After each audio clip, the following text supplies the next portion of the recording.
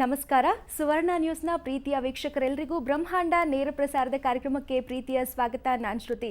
ಹಾಗೆ ವೀಕ್ಷಕರೇ, ಧಾರ್ಮಿಕ ವಿಚಾರಗಳನ್ನು ನಮ್ಮೆಲ್ಲರಿಗೂ ತಿಳಿಸ್ಕೊಡ್ಲಿಕ್ಕೆ ಅಂತ ಇಂದಿನ ಕಾರ್ಯಕ್ರಮದಲ್ಲಿ ನಮ್ಮ ಜೊತೆಲಿದ್ದಾರೆ ಶ್ರೀ ಸಂಪೂರ್ಣ ಸನಾತನ ಧರ್ಮ ಸಂರಕ್ಷಣಾ ಸಮಿತಿಯ ಸಂಸ್ಥಾಪಕರು ಹಾಗೂ ಶ್ರೀ ಸಂಪೂರ್ಣ ವರಮಹಾಲಕ್ಷ್ಮಿ ಮಹಾ ಸಂಸ್ಥಾನದ ವ್ಯವಸ್ಥಾಪಕ ನಿರ್ದೇಶಕರಾಗಿರುವಂತಹ ನಮ್ಮ ನಿಮ್ಮೆಲ್ಲರ ಪ್ರೀತಿಯ ಶ್ರೀ ನರೇಂದ್ರ ಬಾಬು ಶರ್ಮಾ ಗುರುಜಿ ಅವರು. ಬನ್ನಿ ಅವರನ್ನ ಕಾರ್ಯಕ್ರಮಕ್ಕೆ ಸ್ವಾಗತಿಸೋಣ. ಗುರುಜಿ ನಮಸ್ಕಾರ. ಬ್ರಹ್ಮಾಂಡ ಕಾರ್ಯಕ್ರಮಕ್ಕೆ ಪ್ರೀತಿಯ ಸ್ವಾಗತ. ನಮಸ್ಕಾರ ಗುರುಜಿ. ಈ ದಿನವೂ ಕೂಡ ನಾವೆಲ್ಲರೂ ಕಾತರದಿಂದ ಕಾಯ್ತಾ ಇದ್ದೀವಿ, ಯಾವೆಲ್ಲ ವಿಚಾರಗಳನ್ನು ನಾವು ತಿಳ್ಕೋಬಹುದು ಅಂತ. ಇಂದಿನ ಕಾರ್ಯಕ್ರಮದಲ್ಲಿ ಯಾವ ವಿಚಾರಗಳನ್ನು ನಮಗೆ ತಿಳಿಸ್ಕೊಡ್ತಾ ಇದ್ದೀರಿ ಗುರುಜಿ? ಇವತ್ತು ಎಲ್ಲ ವೀಕ್ಷಕ ಬಾಂಧವರಿಗೆ ಪರಿಪೂರ್ಣವಾದ ಸ್ವಾಗತ, ಸುಸ್ವಾಗತ ನಿಮ್ಮೆಲ್ಲರ ಬ್ರಹ್ಮಾಂಡ ಲೋಕಕ್ಕೆ.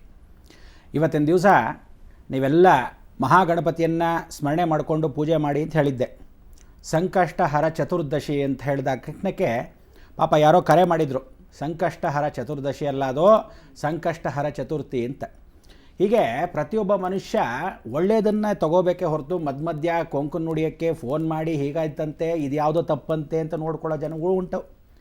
ಸರಿತಿದ್ದುಪಡಿಸ್ಕೋಬೇಕಾದ ವಿಚಾರಗಳನ್ನ ಸರಿತಿದ್ದುಪಡಿಸೋಣ. ಸಣ್ಣ ಪುಟ್ಟ ವಿಚಾರದಲ್ಲಿ ಚತುರ್ದಶಿಗೂ ಚತುರ್ಥಿಗೂ ಯಾವುದೇ ರೀತಿಯಾದ ವಿಚಾರಗಳಲ್ಲಿ ಭೇದ ಭಾವ ಇಲ್ಲ, ಭಿನ್ನವಿಲ್ಲ. ಒಂದು ಅಮಾವಾಸ್ಯೆಗೆ ಮೊದಲು ಬರ್ತಕ್ಕಂಥ ವಿಚಾರ, ಒಂದು ಪೌರ್ಣಮಿ ಆದ ನಂತರ ವಿಚಾರ. ತ್ರಯೋದಶಿ ಅಂತಕ್ಕಂಥದ್ದು ಚತುರ್ದಶಿ ಆಗುತ್ತೆ, ತೃತೀಯ ಅಂತಕ್ಕಂಥದ್ದು ಚತುರ್ಥಿ ಆಗುತ್ತೆ. ಹೀಗೆ ಪ್ರತಿಯೊಂದು ಒಳ್ಳೆಯದನ್ನು ಯಾವ ಕಾಲಕ್ಕೂ ತಗೋಬೇಕೇ ಹೊರತು ಆಕ್ಷೇಪಣೆಗಳು ಮಾಡ್ಕೊಳ್ಳೋದು, ಟೀಕೆ ಟಿಪ್ಪಣಿಗಳು ಮಾಡ್ಕೊಳ್ಳೋದು, ಜೀವನ ಹೀಗೆ ಕಳೆದು ಬಿಡ್ತೀರ. ಎಂಟಿ ವೆಸಲ್ಸ್ ಮೇಕ್ಸ್ ನಾಯ್ಸ್. ಪಾಪ ಏನೋ ಮಾಡ್ಕೊಂಡಿದ್ದಾರೆ, ಪಾಪ ಮಾಡ್ಕೊಳ್ಳಿ ಬಿಡಿ. ಆದರೂ ಇವತ್ತು ಸಂಕಷ್ಟಗಳನ್ನು ಯಾವ ಕಾಲಕ್ಕೆ ಏನಾದರೂ ಜೀವನದಲ್ಲಿ ಕಷ್ಟಗಳನ್ನು ದೂರ ಮಾಡ್ಕೊಳ್ಳೋಕ್ಕೆ ಪ್ರಯತ್ನ ಪಟ್ಟು ಪೂಜೆ ಏನಾದರೂ ಮಾಡಿದ್ದೀರಾ? ನೆನ್ನೆ ಹೇಳಿದೆ, ಕೆಲವರೆಲ್ಲ ಬರ್ಕೊಂಡು ಮಾಡ್ಕೊಳ್ತೀರಾ, ಕೆಲವರೆಲ್ಲ ಲಕ್ಷಣವಾಗಿ ಅವ್ರು ಯಾರೋ ಹೇಳ್ತಾರೆ ನಾವ್ಯಾಕೆ ಕೇಳಬೇಕು ಅನ್ನೋದು ಭಾಳಷ್ಟು ಜನಕ್ಕೆ. ಕೆಲವರೇನು ಅಂದರೆ ಮೊದಲಿಂದ ನಾವು ಮಾಡ್ಕೊಂಬಂದಿರೋದೇ ಹೀಗೆ, ನೀನು ಅಡುಗೆ ಮಾಡೇ ಫಸ್ಟ್ ಕ್ಲಾಸಾಗಿ ತಿನ್ನೋಣ ಅಂತ. ನಿಜವಾಗ್ಲೂ ಏನು ಅಂದರೆ ಶ್ರಾವಣ ಮಾಸ ಬಂದಾಗ ಮಾಂಸಾಹಾರಗಳನ್ನು ತಿಂದೇ ಇರೋ ಹಾಗೆ ಪ್ರಯತ್ನ ಪಡ್ತಾರೆ.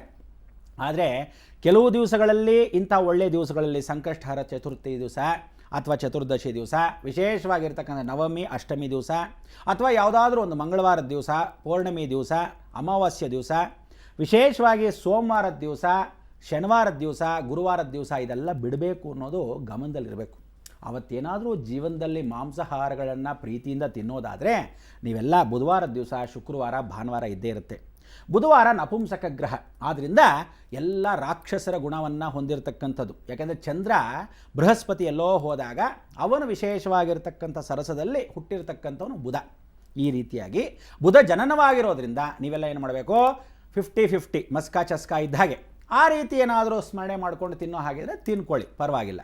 ಶುಕ್ರವಾರ ಗೃಹ ನಕ್ಷತ್ರದಲ್ಲಿ ದೈತ್ಯ ರಾಕ್ಷಸ ಅನುಗ್ರಹ, ಅದಕ್ಕೆ ದೈತ್ಯರೆಲ್ಲ ರಾಕ್ಷಸರಾಗಿರೋದ್ರಿಂದ ಶುಕ್ರವಾರ ತಿನ್ಕೊಳ್ಳಿ. ಪ್ರಾಣಿಗಳನ್ನು, ಮಾಂಸ ಭಕ್ಷ್ಯಗಳನ್ನು ಲಕ್ಷಣವಾಗಿ ತಿನ್ನಿ. ಪಾಪ ಅದಕ್ಕೂ ಏನೂ ರಜಾ ಇಲ್ಲ, ಕಾಯ್ತಾ ಇರುತ್ತವೆ. ನಾಳೆ ಯಾವಾಗ ಕತ್ತರಿಸ್ತಾರೋ, ಇವತ್ತು ನಿನಗಪ್ಪ, ನೆಕ್ಸ್ಟ್ ನಾಳೆ ನನಗೆ ಅಂದ್ಕೊಂಡು ಕಾಯ್ತಾ ಇರುತ್ತವೆ. ಹೀಗೆ ಮೂಕ ಪ್ರಾಣಿಯಾಗಿರೋ ಭಾನುವಾರದ ದಿವಸ ರಜಾ. ಎಷ್ಟೋ ಜನಕ್ಕೆ ಕ್ಷತ್ರಿಯ ವಂಶವಾಗಿರ್ತಕ್ಕಂಥದ್ದು ಭಾನುವಾರ ಆಗಿರೋದ್ರಿಂದ ಕ್ಷತ್ರಿಯರು ಆ ಕಾಲದಿಂದ ತಿಂತಾ ಬಂದಿದ್ದು ಮಾಂಸಾಹಾರ. ನಿಮಗೆ ಇನ್ನೊಂದು ತಮಾಷೆ ಗೊತ್ತಾ? ಎಷ್ಟೋ ಜನಕ್ಕೆ ಗೊತ್ತಿಲ್ಲದೆ ಇರತಕ್ಕಂಥ ವಿಚಾರ, ಕೆಲವ್ರು ಗೊತ್ತಿರೋ ವಿಚಾರ. ರಾಮ ಕೃಷ್ಣ ಕೂಡ ಲಕ್ಷಣವಾಗಿ ತಿಂತಾಯಿದ್ರು. ಕೆಲವರು ಕೇಳಿದ್ರು, ನೀವೆಲ್ಲ ಎಷ್ಟೋ ಜನ ರಾಮಾಯಣ ಮಹಾಭಾರತ ನೋಡ್ತಾ ಇದ್ರಿ, ಟಿ ವಿನಲ್ಲಿ ಪಿಕ್ಚರ್ಗಳಲ್ಲಿ ತೋರಿಸ್ತಾ ಇರ್ತೀರಾ, ಆದರೆ ಮಾಂಸ ತಿನ್ನೋದೇನೋ ತೋರಿಸಿಲ್ಲ ಅಂತ ಯಾರೋ ತಲೆಹರಟೆ ಬಂದು ಕೇಳಿದ್ರು. ನಾನೆಂದೇ, ರಾಮಾಯಣ ತೋರಿಸ್ತಿರೋ ಅವ್ರು ಮಾಂಸ ತಿನ್ನೋದು ತೋರಿಸ್ತಿರೋ ಅಂತ. ಕ್ಷತ್ರಿಯ ಧರ್ಮ ಅನ್ನೋದೇ ಆ ಕಾಲದಲ್ಲಿ ಬೇಟೆ ಮಾಡಿ ತಿಂತಕ್ಕಂಥ ವಿಚಾರ. ಆದರೆ ಕಾಡಿಗೆ ಹೋದ ರಾಮ ಹೀಗೆಲ್ಲ ಕಷ್ಟಪಡ್ತಾ ಇದ್ದೀನಲ್ಲ, ಒಳ್ಳೆ ಜೀವನ ಹೇಗೆ ಮಾಡೋದು ಅಂದಾಗ ವಸಿಷ್ಠರು ಏನು ಮಾಡಿದ್ರು, ಇನ್ನು ಮೇಲಾದರೂ ಆ ವನವಾಸದಲ್ಲಿ ನೀನು ಮಾಂಸಾಹಾರವನ್ನು ಬಿಟ್ಟು ಸಸ್ಯಾಹಾರಿಯಾಗಿರಬೇಕು ಅಂತ ಹೇಳಿದ್ರು. ದೇವಾನುದೇವತೆಗಳೇ ಆಗಿರತಕ್ಕಂಥ ಮಹಾರಾಜರ ಕಾಲದಿಂದ ಬಂದಿರತಕ್ಕಂಥ ರಾಮ, ಕೃಷ್ಣ, ವಿಶೇಷವಾಗಿ ಕಳ್ಳಕೃಷ್ಣ, ಇವರೆಲ್ಲ ವಿಶೇಷವಾಗಿ ತಿಂತಕ್ಕಂಥ ಮಾಂಸಾಹಾರವನ್ನು ತ್ಯಜಿಸಿರಬೇಕಾದ್ರೆ ನೀವುಗಳೆಲ್ಲ ಮನುಷ್ಯ ಮಾತ್ರ. ಎಷ್ಟು ಜನ ತ್ಯಜಿಸ್ತಿರೋ, ತ್ಯಾಗ ಮಾಡ್ತಿರೋ ಅವತ್ತು ವಿಶೇಷ. ಅದಕ್ಕೆ ಸಂಕಷ್ಟಹರ ಚತುರ್ದಶಿ ದಿವಸ ಅಥವಾ ಚತುರ್ಥಿ ದಿವಸ ನೀವುಗಳು ಮಾಡ್ತಕ್ಕಂಥದ್ದೇನು ಅಂದರೆ, ಕೆಲವರೆಲ್ಲ ಫ್ರಿಡ್ಜಲ್ಲಿ ಇಟ್ಟಿರ್ತಾರೆ, ಉಳಿದೋಗುತ್ತೆ ಆ ಚಿಕನ್ 65 ಕಾಲು ಸೂಪು ತಣ್ಣಗಾಗ್ಬಿಡುತ್ತೆ, ತಿನ್ಬಿಡೋಣ ಇವತ್ತು, ನಾಳೆ ವೇಸ್ಟ್ ಆಗೋದು ಬೇಡ ಅಂತ ರಾತ್ರಿ ಕೂತ್ಕೊಂಡು ಪಾಪ ಮನೇಲಿ ಹೆಂಡತಿ ಪೂಜೆ ಮಾಡ್ತಿರ್ತಾಳೆ. ತಾಯಾದೋಳು ಭಕ್ತಿಯಿಂದ ನನ್ನ ಮಗನಿಗೆ ಒಳ್ಳೆ ಕೆಲಸ ಸಿಗಲಿ ಅಂತ ಇವನು ಹೊರಗಡೆ ಹೋಗಿ ಫಸ್ಟ್ ಕ್ಲಾಸಾಗಿ ಜಡ್ ತಿಂದು ಬಂದ್ಬಿಟ್ಟಿರ್ತಾನೆ. ಕರ್ಮ. ಹಾಗೆ ಈ ಜೀವನದಲ್ಲಿ ಯಾವ ಕಾಲಕ್ಕೂ ಸುಖವನ್ನು ಅನುಭವಿಸೋಕ್ಕೆ ಒಂದು ಕಡೆಯಿಂದ ಕಷ್ಟಪಟ್ಟು ಪೂಜೆ ಮಾಡೋರೊಬ್ಬರು, ಇನ್ನೊಂದು ಕಡೆ ಫಲ ಇಲ್ಲ. ಇವರೆಲ್ಲ ಏನು ಕೇಳ್ಕೊತಾರೆ ಅಂತೆ, ಎಲ್ಲ ಜ್ಯೋತಿಷ್ಯರ ಹತ್ರ, ಎಲ್ಲ ಶಾಸ್ತ್ರದವ್ರ ಹತ್ರ ಹೋಗ್ತಾರೆ. ಇನ್ನೊಂದು ತಿಳ್ಕೊಂಬಿಡಿ, ಶಾಸ್ತ್ರ ನಿಜ, ಶಾಸ್ತ್ರಿ ಸುಳ್ಳು. ಅವನು ಹೊಟ್ಟೆ ಪಾಡ್ಕೊಂಡು ಮಾಡ್ಕೊತಾನೆ. ಜ್ಯೋತಿಷ್ಯ ನಿಜ, ಆದರೆ ಜ್ಯೋತಿಷಿ ಸುಳ್ಳು. ಎಷ್ಟು ಜನ ಅವ್ರ ಹಣೆ ಬರ ಗೊತ್ತಿಲ್ಲ, ಬೇರೆಯವ್ರ ಕಥೆ ಹೇಳ್ತಾ ಕೂತಿರ್ತಾರೆ. ಆದರೆ ನಿಜ ಜೀವನದಲ್ಲಿ ಯಾವತ್ತು ಸತ್ಯ ಅನ್ನೋದು ಅದು ಗೈಡ್ ಲೈನ್, ಯಾವತ್ತು ದಾರಿಯನ್ನು ತೋರಿಸೋದು. ಈ ಕಡೆ ಮೋರಿ ಇದೆ ಹುಷಾರ್, ಆ ಕಡೆ ಯಾವತ್ತಾದರೂ ಕರೆಂಟ್ ಹೋಗುತ್ತೆ ಹುಷಾರ್, ಈ ಕಡೆ ಹಳ್ಳ ಇದೆ ಹುಷಾರ್, ಈ ಕಡೆ ಸುತ್ಕೊಂಡು ಹೋಗು ಅಂತ ಪ್ರಾರ್ಥನೆ. ಇದನ್ನು ಗೈಡ್ ಲೈನಾಗ 60% ಹ್ಯೂಮನ್ ಸೈಕಾಲಜಿ 20%, ಇನ್ 20% ವಿಶೇಷವಾಗಿ ವಿಲ್ ಪವರ್. ಹೀಗೆ ಹೋದಾಗ 100% ಒಬ್ಬ ಮನುಷ್ಯ ಚೆನ್ನಾಗಿರಲಿ ಅನ್ನೋದೇ ಶಾಸ್ತ್ರ ಸಂಪ್ರದಾಯ. ಇಷ್ಟು ಬಿಟ್ಟರೆ ಆ ಕಾಲದಿಂದ ಹೇಳ್ಕೊಂಬಂದಿರೋದು ಒಂದು ಪದ್ಧತಿ ಅಂತ ಹೊರತು ಯಾವ ಕಾಲಕ್ಕೂ ಇದೇ ಮಾಡಿ ಅಂತಲ್ಲ. ನೀವುಗಳು ಜೀವನದಲ್ಲಿ ತಿಳ್ಕೊಳ್ಳಿ, ದೇವರ ಪೂಜೆ ಪುನಸ್ಕಾರವನ್ನು ಮಾಡಬೇಕಾದ್ರೆ, ಯಾರಾದರೂ ಒಬ್ಬರು ವ್ರತ ಮಾಡಬೇಕಾದ್ರೆ ಮನೆಯಲ್ಲಿ ಮಾಡಲೇಬಾರ್ದು. ಹೊರಗಡೆ ಮನೆಯಲ್ಲಿರ್ತಕ್ಕಂಥ ಕುಟುಂಬ ಸದಸ್ಯರು ತಿನ್ನಲೇಬಾರ್ದು. ಅವನು ಸಿಗರೇಟ್ ಸೇರ್ತಿರ್ತಾನೆ, ಇಲ್ಲ ಇವನು ಕುಡಿತಾ ಇರ್ತಾನೆ. ರಾತ್ರಿ ಕೂತ್ಕೊಂಡು 90-60 ಹಾಕ್ಕೊಂಡಿರ್ತಾರೆ. ಕೆಲವರು ಚಳಿಗಾಲ ಅಂದ್ಬಿಟ್ಟು ಏನು ಮಾಡ್ತಾರೆ, ಕಾಶ್ಮೀರದಲ್ಲೋ ಅಷ್ಟ್ಯಾಕೆ ಕರ್ನಾಟಕದಲ್ಲಿ ಮಂಗಳೂರು ಕಡೆ ಮರ್ಕೆರೆ ಕಡೆ ಹೋಗಿ ಬನ್ನಿ, ಗಂಡ ಹೆಂಡತಿ ಮಕ್ಕಳ ಸಮೇತ ಚೇರ್ಸ್ ಅಂತ ಕೂತ್ಕೊಂಡಿರ್ತಾರೆ. ಚಳಿಗಾಲ ರೀ ನಮ್ಗೆ ಅಭ್ಯಾಸ ಮೊದಲಿಂದ ಅಂತ. ಆ ದರಿದ್ರದವ್ರು ಬ್ರಿಟಿಷ್ ಅವ್ರು ಬಿಟ್ಟು ಹೋದ್ರು, ಇವ್ರುಗಳು ಕುಡ್ಕೊಂಡು ತಿಂತಾ ಇರ್ತಾರೆ. ಹೀಗಾಗೋಗಿ ಜೀವನದಲ್ಲಿ ಏನಾಗಿದೆ, ಗಣಪತಿ ಹಬ್ಬ ಆಗಲಿ ಅಥವಾ ಸಂಕಷ್ಟಗಳನ್ನು ಓಡಿಸೋದಾಗಲಿ ಕ್ರಮಬದ್ಧವಾಗಿ ಇಲ್ಲದೇ ಇದ್ದರೆ ಕಾರ್ಯಕ್ರಮದಲ್ಲಿ ನಾವು ಎಷ್ಟೇ ಬಾಯಿ ಬಡ್ಕೊಂಡ್ರು ಕ್ರಮವಾಗಿ ಮಾಡೋದಿಲ್ಲ. ಸಂಸ್ಕಾರವಂತರಾಗಿದ್ದರೆ ನಿಜವಾಗ್ಲೂ ಹೇಳಕ್ಕೆ ಮೊದಲೇ ಎಷ್ಟೋ ಜನ, ನಿಜವಾಗ್ಲೂ ಹೇಳ್ತೀನಿ ನೋಡಿ, ಇವತ್ತು ಒಂದು ಸತ್ಯ ಹೇಳ್ತೀನಿ, ಎಷ್ಟೋ ಜನ ನಾನ್ ವೆಜ್ ತಿನ್ನೋರು ಅಂದರೆ ಮಾಂಸಾಹಾರಿಗಳು ಬಿಟ್ಬಿಟ್ಟಿದ್ದಾರೆ. ಬ್ರಾಹ್ಮಣರೆಲ್ಲ ತಿನ್ನೋಕ್ಕೆ ಶುರು ಮಾಡಿಬಿಟ್ಟಿದ್ದಾರೆ. ಅದಕ್ಕಿಂತ ಅವ್ರಿಗೆ ಎಷ್ಟೋ ಜನ ಹೇಳ್ತಾರೆ, ಅಯ್ಯೋ ನೀವು ತಿನ್ನೋಕ್ಕೆ ಶುರು ಮಾಡಿರೋದೇ ಬೆಲೆ ಜಾಸ್ತಿ ಆಗ್ಬಿಟ್ಟಿದೆ, ಕಿಲೋಗಟ್ಟಲೆ ಕೆಜಿಗಟ್ಟಲೆ ಅಂತಾರೆ. ಇನ್ನು ಕೆಲವರು ಸಾವಿತ್ರಮ್ಮ ಅಂತ ಪಕ್ಕದಲ್ಲಿ ಒಂದು 4ನೇ ಮನೆಯವರು ಇದ್ರು ಅಂತ ಇಟ್ಕೊಳ್ಳಿ. ಆಗ ಸುಶೀಲಮ್ಮನವ್ರು ಕೇಳ್ತಾರೆ, ಏನ್ರಿ ನಾವು ಮಾಡೋರೋ ಮಸಾಲ ವಾಸನೆಲ್ಲ ನಿಮ್ಮನೆಗೆ ನೀವೇ ಅಂದ್ಕೊಂಡು ತೊಗೊಂಡ್ಬಿಡ್ತಾ ಇದ್ರೆ ನಮಗೆ ಅದಕ್ಕೆ ನಮ್ಮಲ್ಲಿ ವಾಸನೆ ಬರ್ತಾ ಇಲ್ಲ ಅಂದರು. ಹೀಗೆಲ್ಲ ತಮಾಷೆಗೆ ವಿಚಾರಗಳನ್ನು ಯಾಕೆ ತಿಳಿಸ್ತೀವಿ ಅಂದರೆ, ಹಾಸ್ಯದ ಪದವಾಗಿ ಜೀವನವನ್ನು ಯಾವತ್ತು ತಿಳ್ಕೊಳ್ಳಿ, ಭಾಳ ಟೆನ್ಷನ್ನಾಗಿ ಸೀರಿಯಸ್ ಆಗಿ ತೊಗೊಂಡ್ರೆ ಜೀವನ ಯಾವತ್ತಿದ್ರೂ ಕಷ್ಟನೇ. ಮನುಷ್ಯರಿಗೆ ಬರದೆ ಪ್ರಾಣಿಗಳಿಗೆ ಬರುತ್ತಾ? ಪ್ರಾಣಿಗಳು ಯಾರ ಹತ್ರ ಹೇಳ್ಕೊಳ್ಳೋಕ್ಕಲ್ಲ, ಆದರೆ ಮನುಷ್ಯನ ಹತ್ರ ಬಾಯಿ ಇದೆ. ಪ್ರತಿಯೊಬ್ಬನು 6 ಸೆನ್ಸ್ ಅಂತ ಒಂದು ಭಗವಂತ ಸೃಷ್ಟಿ ಮಾಡಿದ್ದಾನೆ. ಕಷ್ಟ ಸುಖಗಳನ್ನು ಒಬ್ರಿಗೊಬ್ರು ಹಂಚ್ಕೋಬೇಕು. ಕುಟುಂಬದಲ್ಲದೆ ಇನ್ನು ಯಾರಿಗೆ ಹೇಳ್ಕೊತೀರಾ? ಈ ಸಂಕಷ್ಟಹರ ಚತುರ್ದಶಿಗಳು ಹಾಗೆ. ಆ ಸಂಕಷ್ಟಗಳನ್ನು ಓಡಿಸೋಕ್ಕೆ ನೀವು ಶ್ರದ್ಧಾಭಕ್ತಿಯಾಗಿ ಬೆಳಗ್ಗೆ ಏನು ಪೂಜೆ ಮಾಡಿದಿರಾ, ಸಾಯಂಕಾಲ ಚಂದ್ರ 8:45 ನಂತರ ಚಂದ್ರ ದರ್ಶನವನ್ನು ಮಾಡಿ ಆ ಉಪಹಾರವನ್ನು ಸ್ವೀಕರಿಸೋದು. ಫಲಹಾರ ಆದರೂ ಸ್ವೀಕರಿಸಿ, ಹಣ್ಣು ಹಂಪಲ ಹೆಚ್ಕೊಳ್ಳಿ, ಲಕ್ಷ್ಮಣ ಒಂದು ಲೋಟ ಹಾಲು ಕುಡೀರಿ, ಬೇಡ ಅಂದಿಲ್ಲ. ಆದರೆ ಊಟ ಅಂದರೆ ಯಾವ ಕಾಲಕ್ಕೂ ಭಿಕ್ಷಾಟನಂ ದೇವಂ ಅಂತ, ಆ ಭಿಕ್ಷೆಯನ್ನು ಬಿಡಬೇಕು ಅಂತ. ಅನ್ನಪೂರ್ಣ ಏನಾಗ್ತಾಳೆ, ಅನ್ನ ಮುಸುರೆ ಅಂತ. ಅನ್ನವನ್ನು ಸ್ವೀಕರಿಸಿದ್ರೆ ಚಂದ್ರ ಯಾವತ್ತೂ ತಲೆ ಕೆಟ್ಟು ಹೋಗುತ್ತೆ. ಸಂಕಷ್ಟಹರ ಚತುರ್ದಶಿ ದಿವಸ ತಗೊಂಡ್ರೆ ಹುಚ್ಚರಾಗ್ತಾರೆ ಅಥವಾ ಮೆಂಟಲಿ ಫಿಕ್ಕಲ್ ಮೈಂಡ್ ಆಗ್ತಾರೆ. ಹೇಳಿದ್ನೇ ಹೇಳ್ತಿರ್ತಾರೆ. ಅದಕ್ಕೆ ನೀವು ಏನು ಮಾಡ್ತೀರಾ, ಎಷ್ಟೋ ಜನ ಬೈಸ್ಕೊತೀರಾ, ಏನು ನಮ್ಮಮ್ಮ 20 ಸಲ ಹೇಳಿದ್ನೇ ಹೇಳ್ತಾ ಇದ್ದಾಳೆ ಅಂತ. ಇವನು ಕೇಳೋಕ್ಕೆ ಇಂಟ್ರೆಸ್ಟ್ ಇಲ್ಲ, ಒಂದ್ಸಲ ಹೇಳ ಸಾಕು, ಎಲ್ಲರೂ ಎದ್ದೋಗ್ತೀನಿ ಅಂತಾರೆ. ಹಾಗೆ ಪ್ರತಿಯೊಬ್ಬರ ಜೀವನದಲ್ಲಿ ಸಂಕಷ್ಟಗಳನ್ನು ಓಡಿಸಬೇಕಾದ್ರೆ ಗಣಪತಿ ಸ್ಮರಣೆಯನ್ನು ಕೇತು ಮುಖಾಂತರ, ಅದಕ್ಕೆ ಕೇತು ಮೋಕ್ಷಕಾರಕ ಅಂತ. ಗಣಪತಿ ಮೋಕ್ಷವನ್ನು ಕೊಡೋದು ಮಂಗಳವಾರ ವಿಶೇಷವಾಗಿರೋ ದಿನ. ಇವತ್ತು ಆ ಮಂಗಳವಾರ ಗಂಡ ತಮ್ಮ ಇಬ್ಬರು ಸೇರಿರ್ತಕ್ಕಂಥ ದಿನ. ಮಂಗಳವಾರ ಯಾರ್ಯಾರದು ಗೊತ್ತಾ? ವೆಂಕಟೇಶ್ವರಂದು ಮಂಗಳವಾರ. ತಿರುಪ್ತಿಗೆ ಹೋಗ್ತೀರಾ ಎಲ್ಲ, ವೆಂಕಟೇಶ್ವರನ ದರ್ಶನ ಮಾಡಿ ಅಂದರೆ ಯಾವತ್ತಂದರೆ ಅವತ್ತು ಮಾಡೋದಲ್ಲ, ಸೋಮವಾರ ರಾತ್ರಿಯಲ್ಲಿ ಇದ್ದು ಮಂಗಳವಾರ ದರ್ಶನ ಮಾಡಬೇಕು. ಅಲ್ಲಿ ವಿಶೇಷವಾಗಿರ್ತಕ್ಕಂಥ ದೇವಿ ಸ್ವರೂಪದಲ್ಲಿ ಅನುಗ್ರಹ. ಮಂಗಳವಾರ ಆಂಜನೇಯನಿಗೂ ಶ್ರೇಷ್ಠವಾಗಿರ್ತಕ್ಕಂಥ ದಿನ. ಮಂಗಳವಾರ ಸುಬ್ರಹ್ಮಣ್ಯನಿಗೆ ಶ್ರೇಷ್ಠವಾಗಿದ್ದು, ಮಂಗಳವಾರ ಸಾಕ್ಷಾತ್ ಕರ್ಮಾರಿಯಮ್ಮ ಅಂದರೆ ಭೂತತ್ವದಲ್ಲಿ ಬಂದಿರತಕ್ಕಂಥ ಮಾರಿಯಮ್ಮ ಅಂದರೆ ಗ್ರಾಮ ದೇವತೆಗಳಾಗಿರ್ತಕ್ಕಂಥ ಅವಳಿಗೂ ಶ್ರೇಷ್ಠವಾದ ದಿನ.